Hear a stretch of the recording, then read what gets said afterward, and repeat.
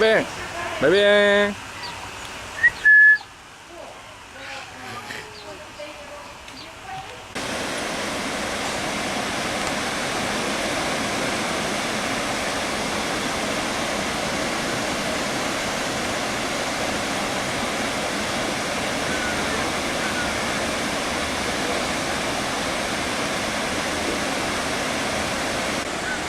Hey, té. Đây, lại đi.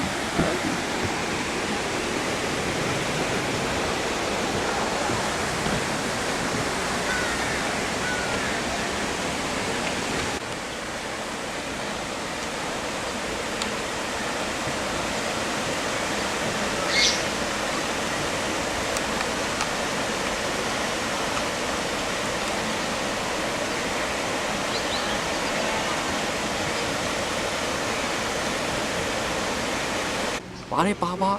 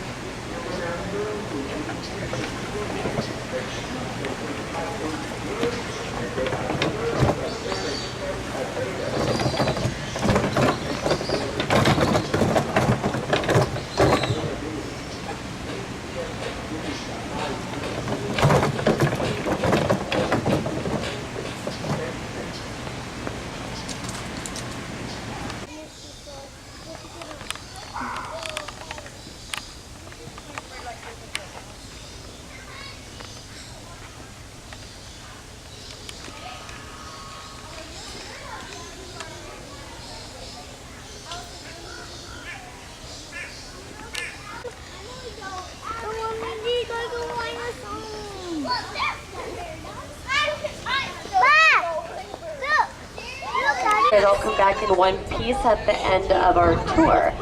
So first thing, do remain seated for me whenever we are moving. For you to do so, I'm only going to ask that you do take your seats once we start to move again, simply because those doors on both sides of you, they're only latched, they're not locked, so if you lean on them or sit on them, they can have a tendency to kind of swing open on you, and I don't want anyone to fall out. So as long as you're, and you guys here in the front, if anything happens, you're close enough to where I can see you. So just kind of give me a panic look, wave your hands, and I'll figure out that something's going on. But with the formalities out of the way, welcome to our version of the Wilds of Africa. I do want to direct your attention to the right-hand side here, because there's actually G. So for most of the day, cheetahs don't really do a whole lot. You need to kind of sit, sleep, conserve your energy. That way, if you do need to embark on that high-speed chase to catch your prey, you're able to do so. Habitat. Look at all the giraffes we have out here, you guys. These are called Rothschild's giraffe, but the one I want to show you is up here near the front with me at this browse tree. This is Saba up here, you guys, and he is actually the largest giraffe in the U.S. Saba is just under 19 feet tall. To put that into perspective for you, his belly is 6 feet off the ground. So any of you on board, myself included, that are not 6 feet tall, we can walk under his belly and not touch him. So beautiful giraffe. Rothschilds, though, they are endangered subspecies. If you look behind Saba at that photo caravan, way up the grass, you'll notice we here. And got really busy, to be honest with you. Within the first 2 months of him being here, he had every single adult female giraffe pregnant. Everyone. And then he was, bored for about 14 months because he had nothing to do. That's how long their gestation period is. But second generation around, after all those babies were born, look at all the survival is to live by that golden rule: safety in numbers. But as we head, by the way, just as a side note, if you see all these deer out here, I want you to completely ignore them. Pretend that they're not here, because those deer are actually not supposed to be in here. They're native California mule deer, and they come by to mooch free breakfast, lunch, and dinner. So with that, ignore the deer. Instead, look at the black rhinos. Mom and a 1-year-old baby boy. And black rhinos, they are an endangered species, one that is very difficult to breed in a zoo. And that's because females are very picky when it comes to finding a mate. She will refuse to go on blind dates, but you really can't blame her in that sense. So she's been very picky in finding a suitable mate. As you can see, we were successful and having a little baby born here last summer. But beautiful animals, aren't they? Look at them. Don't look me. Big old bodies, little itty bitty eyes work against you, especially with that baby. When your main predator is, she's not getting annoyed with the deer, is actually because she can't see them. But that's gonna be a little bit more aggressive. You don't play well with other animals, which is why, with the exception of those deer, those black rhinos are in there by themselves. But coming up to animals that do all get along. Out here to your left, this is our South African habitat. It's to emulate the savannas. Getting a look out on the island, there's some pelicans out there. Looks like they're really enjoying those sprinklers though. They're called great white pelicans. For those of you guys who are new, you probably very quickly figured out this morning that we are a big place. You're gonna be doing a lot more walking today than you probably anticipated, but that's a good thing for the animal. Over 100 acres large. And that's just a little bit of our space. We have 1,800 acres of property out here for the animals. And when you have so much space for them, it makes for a very comfortable life. So with that, we'll head on out and hopefully see a lot of natural behavior this morning. Over to your right-hand side, forest antelope called Blesbok, and then light tan. The white bird out here with them, you can see, is one of our European storks, our mammals. There are going to be gazelles also to your right-hand side in just a moment. Light tan in color, white belly. They're called Somrings gazelles over here. Best desert dwelling species of gazelle. Called a gemsbok, but you're probably looking at the rhino. Rhinos do tend to grab people's attention pretty quick. Getting his breakfast, just grazing here. This is Chuck. He's one of our southern white rhinos. They, in contrast to black rhinos, are actually one of the only non-endangered species of rhino. So that's good news for this species. A lot bigger though. These guys can get up to about 4 alone, can weigh between 800 to 1,000 pounds. So this animal is a grazer. How he's getting his breakfast is literally just to act like a lawnmower. Look how low his head slumps to the ground. He actually doesn't have the strength to reach up above him to grab leaves off of trees. His head is just too heavy. So Chuck here has a couple of months old now, finally starting to get that gray coat. They're born beige. But wildebeest are, unfortunately for them, the most targeted prey animal in Africa. And that's because they're the most social. Although it does help to have a larger herd in the hopes that you survive and it's your friend that gets eaten. When you migrate across the Serengeti and you're herding into the millions, that attracts a lot of attention from predators. And they're more prone to go after your herd because the chance that they'll get at least one is much higher than going after a smaller herd. Like these dark brown sable antelope. There's actually a couple of little baby sable antelope at the feeding trough as well. You can tell they don't quite have those horns yet. They're still a little bit lighter in color than the adults. With most antelope species out here, you do want to be born completely beige. You want to be a neutral color because the last thing you want to do as a baby antelope is stand out. You have to camouflage. If you can't be seen, you can't be eaten. Simple as that. Now in contrast, and I'm actually really surprised these animals are over here today, they never come out, especially this close. Cape buffalo. I'm going to bring you up. You can see 4 at the feeding trough. There's 2 right here next to us. And look at the look that they're giving us as we go by. Don't they look really friendly?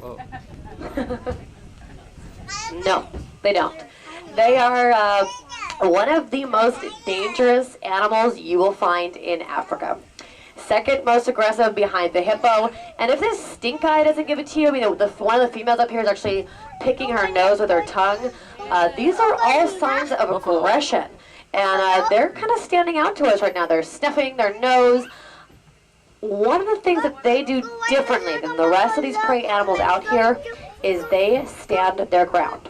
They are not going to run. They're not going to hide. And that is why they are black. Generally speaking, when you're a prey animal, that's the last color you want to be. Because predators see you first. You're big, you're jet black, you kill lions in the wild by means of either stomping them to death or even using these horns on their head to literally pick up lions and catapult them into the air. So, word to the wise, leave the Cape buffalo alone. Go after somebody that's not going to fight you back. Like, again, these gemsbok. But I want to show you the giraffes up here, one of my favorite animals. Look at this face, I love it. This is one of our youngster, I think this is one of the younger boys, yeah. Beautiful though, isn't he? Just almost 3 years old. These are called reticulated giraffe. They're a different species than Saba, who we saw earlier. Reticulated giraffes are not endangered, but this will give you an idea of the size of this animal. I mean, when he takes his head out of that feeding trough, they're basically eye level with us, and they are several feet below us. And this is the best defense for this animal. And along with that height advantage, giraffes have superb eyesight. The tallest giraffe, so Saba, who we saw earlier, is actually said to see up to about 2 miles in front of him clearly. And that is 2 miles of a head start. The you spot predators, you start running, and that's why those gemsbok are right by the giraffes. They are far too short, far too small. They can't see what's going on. So hang out with the giraffes. And if the giraffes panic and run, it's an indication that you should panic and you should run, because they can spot predators way before they can. But flip over here to the right. I'm going to show you one of our newest baby animals, the towpath. Kind of taking them on to see how we can save them, how we can look behind this corral as we come up here. In the next exhibit over, there's some animals that are kind of large, gray, walking along the road. They're called greater kudu. And there's actually a rhino out there as well. If you see where that dirt road kind of curves around to the right, there's a rhino who's out a little further. They are northern white rhinos. They almost look just like Chuck. They do almost look completely identical, but they are the most endangered rhino and the most endangered land mammal in the world. So take a good look at her as she's scratching her head up against the rocks as we come up the hillside. Now out here with Nola and Angalifu, these white animals with these kind of brown necks, if you will, horns that curve backward, they are scimitar horned oryx. They're an endangered species habitat. And you know that because they're white. White animals from Africa are, generally speaking, from the deserts. Gets up to about 130 degrees Fahrenheit in their natural habitat, so you want to be white to reflect off heat.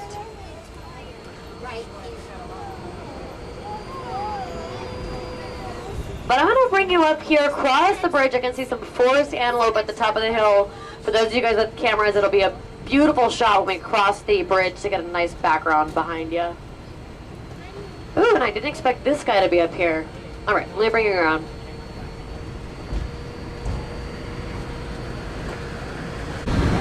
All right. Wow, everybody is out. Okay. Let's begin on the left. The animal that's kind of the large gray animal walking towards us, this is our young male greater kudu. Never see them, especially wandering around by themselves. They are a very shy species of forest antelope. And he is really young. When he gets older, those horns that are barely sprouting out of his head, they're actually going to start to corkscrew. And they get really large and really beautiful. But he's still young. Now I want you to flip over to the right, because I'm going to show you an animal that literally 95% of the time we're out here you will not see. Right hand, see them out there? Yeah? They are called East African bongo antelope. They are one of the most shy species of forest antelope. They're from Mount Kenya, and they never come out. And that's because Mount Kenya is a really dense forest habitat, and their habitat around them, predators can't see them. Lions and leopards, for example, have one less cone in their eyeballs than we do as humans. And when they see an orange animal in a green background, their eyes can't filter it as different colors. It looks about the same shade. So that animal will blend in perfectly. They are just gorgeous, and we never see them. The baby one! Out with some kind of beige animals, black and white face, horns are curved backward. They're called roan antelope. And in contrast to the kudu and the bongo, the roan antelope are always up here. They're always out. They're always sitting right here. And that's because, if you've noticed, we are above everything now. We're as high up as we can go. And the roan antelope need that for security. You basically want to sit as high up as you can go. You want to create your own watchtower. You don't have the natural advantage like giraffes to see what's going on. So look, even as we come above them, they're all sitting up at the very top of their exhibit. They're looking out. A couple are facing us, a couple are facing to the left, to the right, behind us. This is what you gotta do. You have to look out. And by being above, Opposite side of the road.